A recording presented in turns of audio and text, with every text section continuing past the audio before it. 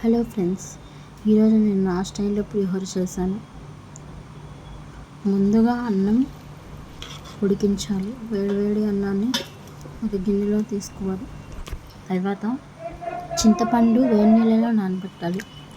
బాగా నానాక ఒక half an hour నానాక బాగా దాన్ని గుజ్జులాగా చింతపండు గుజ్జుని స్టవ్ మీద పెట్టి అందులో పచ్చిమిర్చి, మీకు కారానికి తగినన్ని పచ్చిమిరపకాయలు, అలాగే కొంచెం పసుపు, అలాగే కొంచెం ఉప్పు యాడ్ చేశాక కొంచెం సేపు బాగా ఒక అరగంట సేపు బాగా ఉడకనివ్వాలి. తర్వాత పులిహోర తాలింపు కోసం కరివేపాకు, తాలింపు గింజలు, అలాగే ఎండుమిరపకాయలు, కొంచెం జీలకర్ర అన్నీ యాడ్ చేసి వేడి ఆయిల్లో తాలింపు వేయాలి.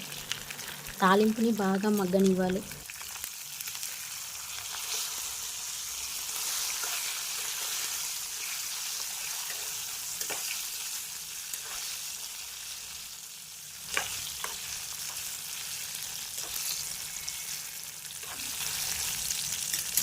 ఆ తర్వాత పల్లీలు యాడ్ చేయాలి. ఒక గుప్పెడు పల్లీలు యాడ్ చేసి తాలింపు మగ్గాక